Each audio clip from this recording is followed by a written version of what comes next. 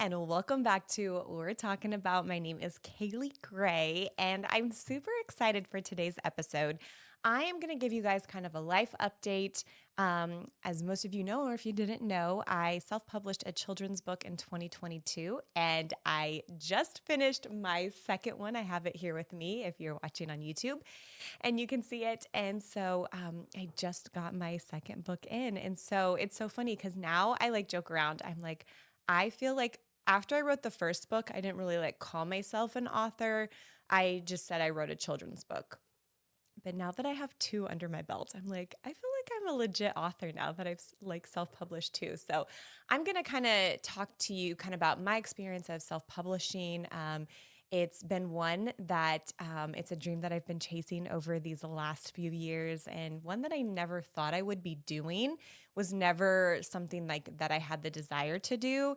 And so it's just been kind of a fun dream to chase. And it's honestly sparked so many people, like conversations. I've had so many people just reach out to me and be like, hey, I have a dream of writing a book or like a children's book. And like, what was your process? How did you do it? And I honestly, like, if they want to like schedule a time, like I will schedule a 20, 30-minute call with them just to converse with them. A few weeks ago, I just talked with like somebody from Iowa, somebody from Canada, had another girl from Oklahoma reach out to me. And so it's just so fun. And so I love that. I'm like all about like, hey, if you're wanting to chase a dream, like I will help you. Like I will give you as much information that I have for this, because I just love seeing people chase their dreams, no matter what season they're in. And so it's so fun. I even actually have a friend from Texas that we've been talking over this last year, and she's been like doing stuff. And so it's just been so fun. So I absolutely love it. And so first, if you've not subscribed to this podcast, please hit subscribe and like this, and would love to know that you are following along, and also follow me along on my Instagram. And you can also follow my book Instagram called Adventures on the Farm Books. And so yeah, I'm just excited for today's episode. Okay, I made a little outline here so I kind of like will stay on track for this. So for the second one, honestly, I probably should have started the second one a long time ago. I did actually start writing the second one kind of after I finished the first one, because the release date for the second one is about 2 years from the first one, which honestly flew by so fast. It doesn't even seem like it was 2 years. But the first one definitely it was a little bit of a longer experience. It was my first time learning how to do it, had issues with the illustrator. And so loved the images, but I knew like I wasn't going to be working with that illustrator again. And so honestly, there was just the fear of that. I had so much good feedback from everyone just saying how much they loved the illustrations and the colors and everything from the first book. And I was so nervous of like trying to find another illustrator that could pretty much mimic that, but also like make it better. And so I'm going to share about that crazy like God story of how I met my current illustrator, who's absolutely amazing. But there was that fear of failing. Honestly, that's what held me back from chasing the dream of like finishing the second book, because I have the dream of making Adventures on the Farm Books a series. And there was just that fear of failing. And which is so funny because I finished the first book. You would think like it did well. I had like, honestly, I've had such good feedback. Like people have said such great things about it. I've sold over 800 books by myself, like word of mouth, social media, you guys. And so I just want to say thank you. Like that is crazy. To me, I was like, oh, I could do better. And like, I just, I'm hard on myself. Like, you set these goals, you want to do this. And I, through the process of the 2 years, had also like met with like publishers and just different people, like seeing if it would be a good fit to work with them. And I had somebody tell me, she's like, Kaylee, like most self-published authors maybe sell like 250 of their own books. So the fact that you have sold like almost 800, that's amazing. And when she said that to me, I just was like, you know what? Wow. Like I need to celebrate that. I need to celebrate the fact that I did do that. And so I literally I cannot believe it. Like I tell people all the time, like, I just have an amazing support system. And so I'm so thankful for all of you, because it wouldn't be possible, like, if it wasn't for such the good feedback and just like the encouragement from the first book. that I wouldn't be able to do the second one. So I'm so excited for the second one and for you guys to see it. It's called Adventures on the Farm, Let's Plant a Garden. And this one is based off of my late grandmother, Shirley Ann, and her adventures in the garden. My grandmother, she was a master gardener, so she was amazing in the garden. I grew up like going to the garden and helping her like pick the green beans and tomatoes and canning them. And so I really felt like this would be a perfect second book. And also, so in this book, your child will be learning about how to plant a garden. So the different stages of like turning the soil and like planting the seed and watering it and being patient and waiting for it to grow, but also like having to kill the weeds and like so that they don't steal the plant's nutrients. And then also learning to harvest and then having to learn different colors. So I have 4 different colors in there as well. So it's just like a really fun, interactive educational book that I know your children are going to love. And so make sure that you get your copy. And it's just been so fun just to do this one. And so, but like I said, there was that fear of failing. And so the process of getting to the point of it, it was hard. And so there were just some setbacks holding me back. And then too, like I said, it's based off of my late grandmother. So the first one, I was literally in a stage of grief when I wrote it. It was my process of healing, and so I've gone through that healing. But grief is crazy; it just comes up like at the most random times. And when I started writing this one, I would just cry. Like I would just sit there and cry, and it would just bring back all these memories. And I was like, I don't know if I can keep doing this. And so, but I knew I needed to. And I'm so thankful because like if you know me, like I'm not a great gardener. Like I do not have the green thumb. I have memories of like seeing my grandmother do this. And like reaping the benefits of like getting to eat the food that she harvested, but like, I was not the one to like plant and keep things alive.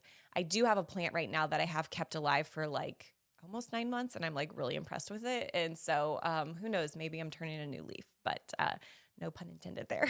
But anyways, so I really went to my dad and like asked him because he grew up on the farm, grew up gardening, harvesting, planting. And so really like picked his brain of the process of it to make sure that I had all of the correct elements in there. And then I also went to my grandma's sister, so it'd be my great aunt Joyce, and asked her just different things of like, what do you remember my grandma planting? Like, is there anything specific? And just like down to like even like the pail that she used to water the garden, or just just different things like that. So I really love to like put so many special elements in the book, like people that are not probably me or family, like probably don't understand like the deep elements of like the imagery of it, but to me it like has all this background knowledge, and it's just like core memories for me.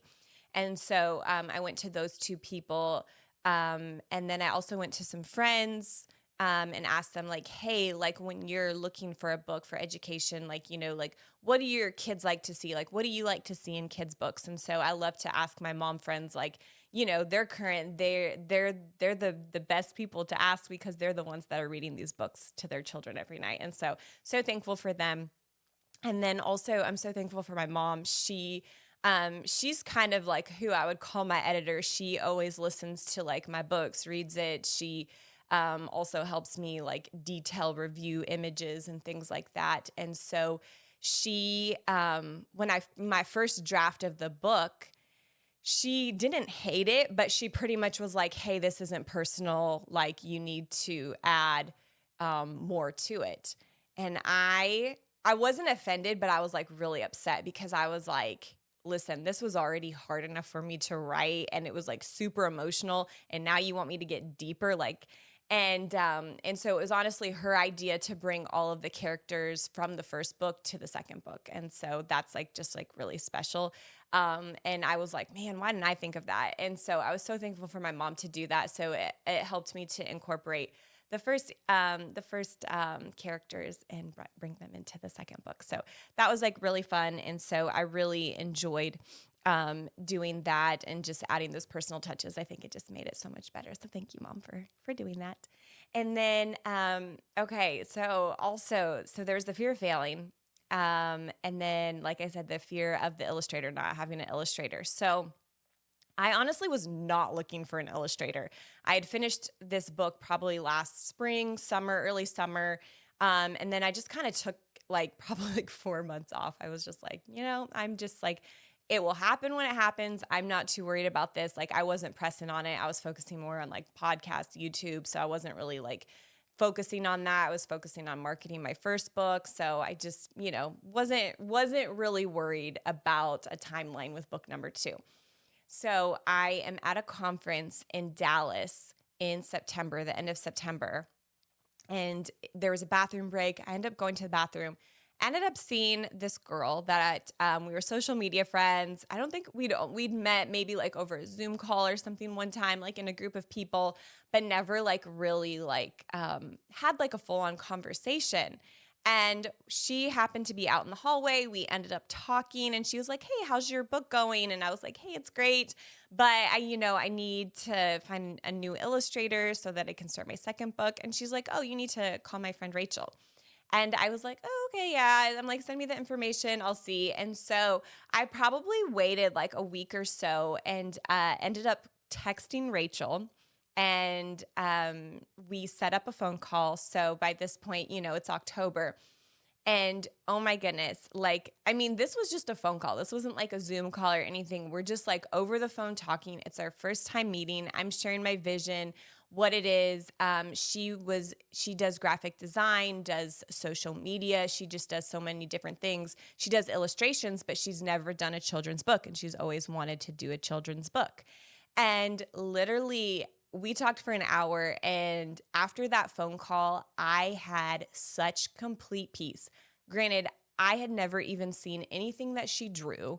I was just going by like what she was talking about. And I never saw anything that she drew. And I was like, "Where's the contract? I'll sign it. Like, I want to work with you." And so that is how I found my illustrator. It was such a God thing. Like, literally, I can't imagine. And she lives in Texas, so she lives in the USA. Like, that was just a bonus right there. And so she's like close to me. She's only 4 hours away. And so I just am literally like my illustrator Rachel is such a godsend. So it's been so fun working with her. Our process of working together was very accelerated because she was like ready to go. And so then I had to make sure the text and everything was finalized of what I wanted to do. And then from there, like I said, I like to do a lot of like images like from our family and just like, so I was like looking for photos, had my mom looking for photos, the water pail. I can't even think of the word. I know it's not a water pail. It's like a, whatever the bucket it is, like literally can't believe I cannot think of that word. So that's a bummer. But you guys know what I'm talking about. Anyway, down to that, like what the color of that was, like what different plants look like in the garden at different stages. And so then wrapping up like all of my old, like what the first book looked like and the characters and stuff to send that to her so she could like pretty much mimic that, which she did a phenomenal job and did that. And so anyway, so I like was able to get all of that information together. Then we scheduled a call and then pretty much just talked about each page vision.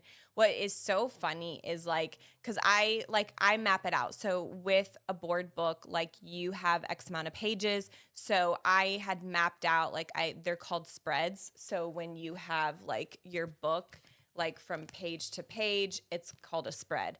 And so I had like it mapped out like whether it was like a single page or if it was a double page of like what things would look like and kind of like my idea of like what I wanted to see on each page. But I didn't have a vision for the cover. And so what's funny is like the first book, that was the first thing we finished that we started with. But then for this book, it was the last. And so it was just kind of like a fun, like different process. And so anyways, we mapped out how to call. We mapped out the entire book of like what we wanted it to look like. And it was just so fun. And so then from there, it was a process of like her sending me images and I approving them. And so I would send them to my mom and dad, and like they would look at it. And so there was usually very minimal like changes, which was amazing. So it made the process go a lot faster. And so, but this is so funny. I can't even believe I'm going to put myself on blast. Okay, this is so funny. When I found this out, I found this out this year. Like I was like literally 33 years old when I found this out, which who knows, maybe you know this or you don't know this. But in my book, I have stalks of corn. And so on each stalk, like she had drew like multiple ears of corn. So like ears are like the cob that you see. And anyways, I send it to my mom and I'm like, look at this page, doesn't it look so amazing? And my mom's like, well, the stalks of corn aren't right. There's usually only like one, maybe two ears of corn on a stalk. And I was like, you're a city girl. Like, you do not know this. I'm like, where's dad? And she goes, oh, he's taking a nap. And I was just like, I literally thought my mom was joking. Like, I did not believe her. And I Google it and she was right. I could not believe it. I was like, how is my mom, this city girl? She knows this. And she goes, yeah, your dad taught me that. And so then when my dad woke up, then I'm like telling him this conversation and he goes, where have you been living? Like, how did you not know this? I have no idea. I have no idea how I grew up in Iowa loving corn and did not know that only one stalk of corn produced one ear of corn, maybe two. So I just think that is so funny that I just learned that this year. And so if this is your first time learning that, like, let me know if you were with me on this because we were in it together. But hey, we know more now. And I just think that's so funny. So after she kind of like was sending me images, then pretty much the last like couple pages and then the cover and then the back cover, we did a video call and she ended up showing me the whole book. And when I say like it was so emotional, it was so beautiful. And there's a special, like what's so special about it is like the image of my grandparents' home is in there and just like, the birdhouses and their bench that was out on their front porch, like just the little details, like might not mean anything to you guys, but literally like just like blessed my heart and just like made me cry and so emotional. And just seeing the cover, it was just so beautiful. The garden, just how it all came together, like it exceeded my expectations. Like I honestly didn't know how we could make this look, and it looked so beautiful. And so that was just so fun just to get that process. And it's been so fun also working with Rachel because this is like her first children's book that she's done, and which she like knocked it out of the park. I love it. Like it's just amazing. But it's almost like having somebody with me to like rally and like get excited about, because this is like both of our projects. Like even though I'm the one that's like self-publishing and writing it, like I like feel like we're united, we're together, we're both like in it. And that has just been so fun. It's just such a new experience for me. And it just like excites me, like how excited she is about it. And so it's like almost like you're not doing the dream alone. Like it's like I have somebody running alongside of me. And so that has just been like so fun. So find like when you find an illustrator, if you're writing a children's book, like find somebody like-minded, somebody that you enjoy like doing this process with, because you get to work with them and it's like absolutely amazing. And it's been like one of my favorite things to do. And so from doing the whole book, we sent it to the printer, which I like did my research for the first book. And like something that I wanted to do was like find the printer that was in the US and like all of their materials, everything was in the US. And when I say they're the only board book printing place in the US, they are literally the only board book printing place in the US. And so like when I would talk to different publishers, they're like, well, how did you find these people? You know, and stuff like that. Like they didn't even know. So it's just like so funny. Like here, just what research I did for like 2 months years ago, like I found it. And so anyways, they've been great to work with. What's hard is they only email and they never talk on the phone. And so that's probably like hard, especially when you're like, well, are we sending the right documents or, you know, things like that. And so but we sent them the documents, and so then they send me a proof. The first proof I got The color just didn't look correct. And I was like so excited for this because I was like, okay, I need to send this back because I was on a time crunch. Because originally, when they had sent me the quote, they were like, hey, we can get it to you probably like the beginning of May sometime, could be earlier. And so, I'm thinking, okay, like it's going to be May. At this point, it's like March, right before Easter. And so, like, they send me this proof, and I'm like, okay, this is great. I'm just going to look at it, be able to sign the images, and send it off because, like, we had like dotted all our I's, crossed our T's. Like, this was like, we were like, this is going to be great. And the coloring just wasn't good, and they had changed printers. And so, cartridges or things, I don't know. Like, so we didn't like the coloring. So my illustrator made some changes just to make sure that the coloring would pretty much match the first book. So I was like feeling like, oh, this is a setback, but I was like, you know what? It's fine. Like, we're just going to keep going.